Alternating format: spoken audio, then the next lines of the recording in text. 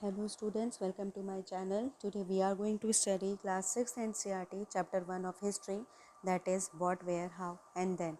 इस लेक्चर से जो बच्चे 6 क्लास में हैं as well as जो CTET KVS TGT PGT की प्रिपरेशन कर रहे हैं उनको बहुत बेनिफिट मिलेगा और इस चैप्टर के शॉर्ट नोट्स भी नीचे डिस्क्रिप्शन बॉक्स में प्रोवाइड कर दिए जाएंगे। तो स्टार्ट करते हैं बच्चों, what, where, how and when. यहाँ पे एक बच्ची है रशीदा नाम की जो कि न्यूज़पेपर पढ़ रही थी बैठे बैठे और सडनली उसकी एक नज़र पड़ती है एक छोटे से हेडलाइन पर जिसे कहते हैं 100 ईयर्स अगो, मतलब 100 साल पहले। 100 साल पहले क्या हुआ होगा, ठीक है। तो बच्चे हम इस चैप्टर में यही जानेंगे कि 100 साल पहले, 2000 साल पहले या 3000 साल पहले क्या पता चला होगा, क्या हुआ होगा, कैसे लोग वहाँ रहते होंगे, कैसे क्या होता होगा। तो बच्चों अब हम देखते हैं what we know about the past.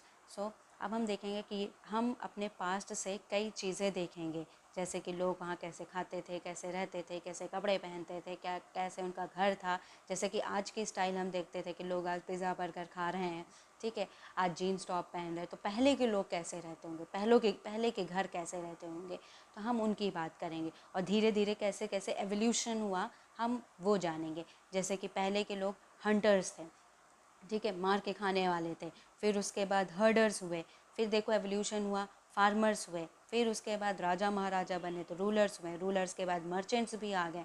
फिर उसके बाद रिलीजियस लाइफ भी ग्रोन होने लगी तो प्रीस्ट भी आ गए। फिर उसके बाद हमने देखा कि एवोल्यूशन हुआ, क्राफ्ट पर्सन्स भी आ गए। साथ साथ फिर अपनी स्किल को दिखाने के लिए आर्टिस्ट भी आए।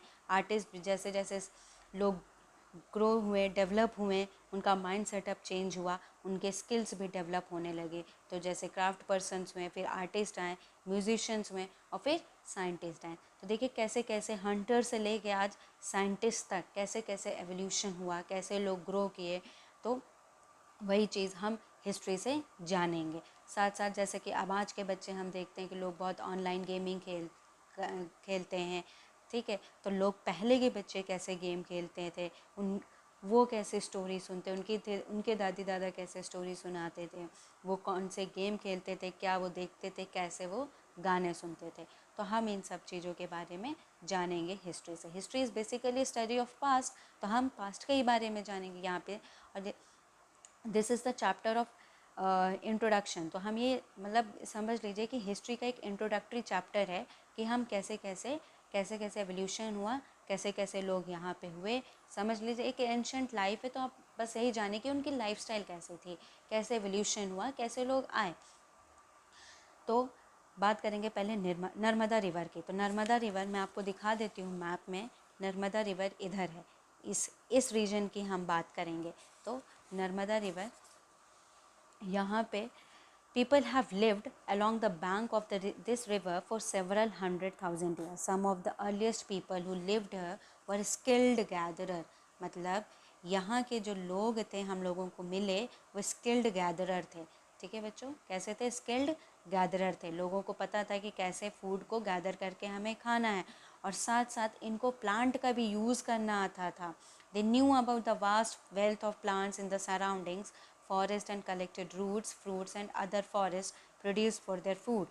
मतलब इनको प्लांट का यूज़ करना भी आता था कि प्लांट को कैसे हम यूज़ करें।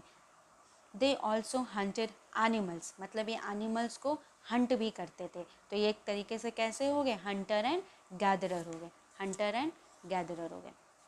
अब हम बात करेंगे सुलेमान और किर्थर हिल्स की। जैसे कि हम बात करते हैं कि हम इंडिया में हैं तो हमारी लाइफ कैसी थी, कैसी है, अमेरिका के लोगों की लाइफ कैसी है, तो वैसे ही हम बात करें कि पहले हमने बात की कि नर्मदा रिवर के लोग कैसे थे। अब हम बात करेंगे सुलेमान और किर्थेमान हिल्स किर्थर हिल्स के लोग कैसे थे। जैसे कि समझ लीजिए आज के प्रेजेंट में अफ़गानिस्तान रीजन, ये रीजन जो है वो हमारा सुलेमान और किर्थर हिल्स का रीजन है।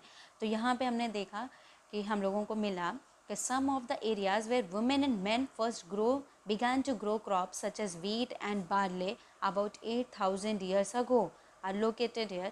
People also began rearing animals like sheep, goat and cattle and lived in villages. मतलब हम इस रीजन में हमें क्या मिला कि लोगों ने क्रॉप्स की ग्रोइंग करना स्टार्ट कर दी। और कौन कौन से क्रॉप्स की ग्रोइंग हो रही थी यहाँ पे बच्चों? वीट और बार्ले की हो रही थी। और साथ साथ में हमने देखा कि यहाँ के लोगों ने हर्डिंग करना भी शुरू कर दिया, और कौन से एनिमल्स की, जैसे कि शीप्स की हो गई, गोट की हो गई, कैटल्स की हो गई। ठीक है बच्चों। उसके बाद हम बात करेंगे यहाँ गारो हिल्स की और north east and the Vindhyas in the central India. तो गारो हिल्स ये जो कि नॉर्थ ईस्ट में है, आप लोग मैप में देख रहे होंगे, ये बच्चों ये वाला जो रीजन गारो हिल्स का ये नॉर्थ ईस्ट रीजन में है, और विंध्यास ये सेंट्रल रीजन में, नर्मदा रिवर के ऊपर, ये नर्मदा रिवर हमारी जा रही है और इसके ऊपर ये विंध्यास जो कि सेंट्रल रीजन है। तो हमने देखा कि हम लोगों ने सबसे पहले पाया कि जो विंध्या रीजन है यहाँ पे सबसे पहले राइस की क्रॉप हमें मिली। ठीक है, यहाँ पे लोगों ने हम राइस को ग्रो करना स्टार्ट कर दिया था। ठीक है बच्चों। उसके बाद हम देखेंगे इंडस एंड इट्स ट्रिब्यूटरीज़ के बारे में। तो इंडस एंड इट्स ट्रिब्यूटरी मतलब बच्चों ये वाला रीजन, आप लोग मैप में देखें ये वाला रीजन, और इसकी ये जो ट्रिब्यूटरीज़ जा रही हैं, झेलम, चेनाब, रावी, सतलज, ये जो मतलब एक बड़ी नदी से जो छोटी छोटी नदियाँ बनती हैं इनको हम ट्रिब्यूटरीज़ कहते हैं। तो यहाँ पे क्या हुआ, about 4700 years ago some of the earliest cities flourished on the banks of these rivers. Later, about 2500 years ago, cities developed on the banks of the Gangas and its tributaries and along the sea coast. मतलब हमने यहाँ पे क्या देखा कि Indus river में कुछ नई सिटीज़ ग्रो हुई, मतलब यहाँ पे एक अर्बनाइजेशन स्टार्ट हो चुका था। ठीक है बच्चों, यहाँ पे अर्बनाइजेशन स्टार्ट हो चुका था। और हमने गंगा रिवर के पास भी, ये जो हमारी गंगा रिवर है, यहाँ पे भी हमने देखा कि कुछ सिटीज़ डेवलप हो रही थी। और इंडस रिवर में हमने देखा कि यहाँ पे अर्बनाइजेशन स्टार्ट हो गया। तो मतलब बच्चों किसके बारे में बात हो रही है, इंडस वैली सिविलाइजेशन के बारे में बात हो रही है। और गंगा रिवर में हम देख रहे हैं, गंगा रिवर के पास जो ये सोन ट्रिब्यूटरी है, ये सोन रिवर गंगा रिवर की ट्रिब्यूटरी, यहाँ पे लिखा भी है, locate the Ganga and its tributary called the Son. तो एंशिएंट इंडिया में हमने देखा कि गंगा रिवर के पास एक मोस्ट प्रोमिनेंट किंगडम जनरेट हुआ जिसे हम कहते हैं मगध। अब आप देखिए यहाँ इंडस रिवर से हम देख रहे हैं कि यहाँ पे अर्बनाइजेशन स्टार्ट हो गया, और फिर उसके बाद 2500 साल पहले किंगडम्स की शुरुआत होने लगी। तो पहला किंगडम हमने देखा गंगा रिवर के पास जो कि मगध, जो कि आज प्रेजेंट में बिहार में है, और इसका जो कैपिटल था बच्चों पाटलिपुत्र, जिसे आज हम पटना के नाम से जानते हैं। ये एक बहुत ही बड़ा किंगडम और बहुत पावरफुल किंगडम था। ठीक है। अब हमने देखा कि throughout people travel from one part of the subcontinent to another.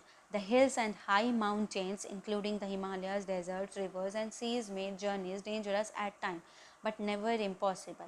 So men and women moved in search of livelihood as also to escape from natural disasters like floods or droughts. तो हम देख रहे हैं बच्चों migration भी हो रहा था, मतलब इतना सब होने के बाद, मतलब वहाँ पे इतने पहाड़ थे, तरह तरह के हिमालयाज, डेजर्ट्स, तरह तरह की रिवर्स थी, ठीक है, नदियाँ थी, लेकिन उन सबको पार करके लोग माइग्रेट कर रहे थे, लोग अपनी लाइवलीहुड को सर्च कर रहे थे लोग। अब जैसे कि जैसे आज में भी हम देखते हैं कहीं बाढ़ आ गई, कहीं ड्रॉट पड़ गया, कहीं सूखा आ गया, कहीं लैंडस्लाइड हो गई, तो उससे बचने के लिए भी लोग एक जगह से दूसरी जगह माइग्रेट करते थे। अब हमने देखा कि कुछ जो रूलर्स थे वो भी अपना राज्य बिठाने के लिए, अपने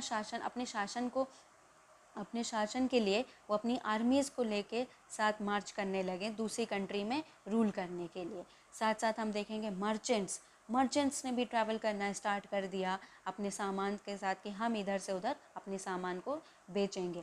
और साथ साथ रिलीजियस टीचर्स भी माइग्रेट करने लगे, मतलब ये लोगों को प्रीचिंग्स देने लगे, लोगों को एडवाइस देने लगे, अपनी इंस्ट्रक्शंस देने लगे, तो ये भी माइग्रेट करते हुए चले गए।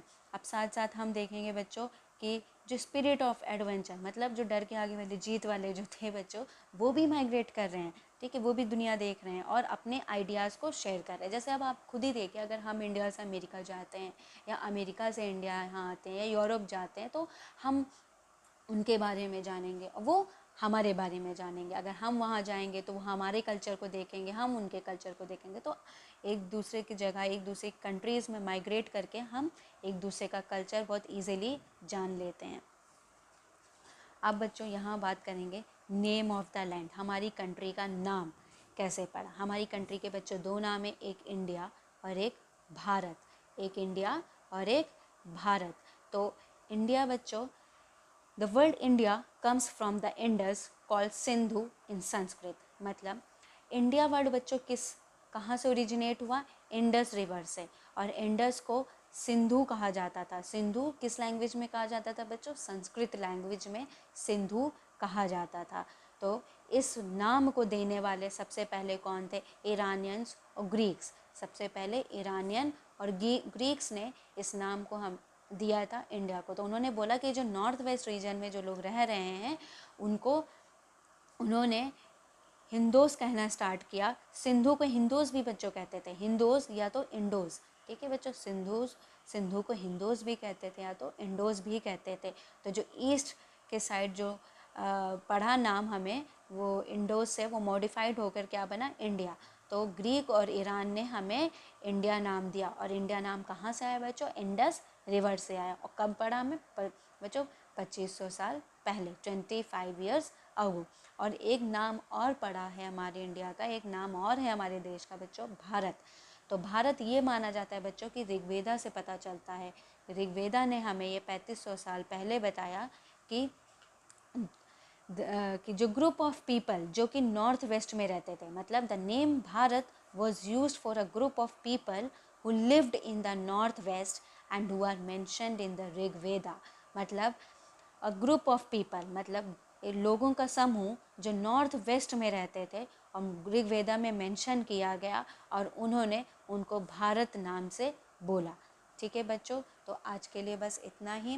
बाकी आगे का चैप्टर हम नेक्स्ट पार्ट 2 में कंक्लूड करेंगे। So thank you students, I hope you like this video. To be with us, subscribe channel and press bell icon for further notification.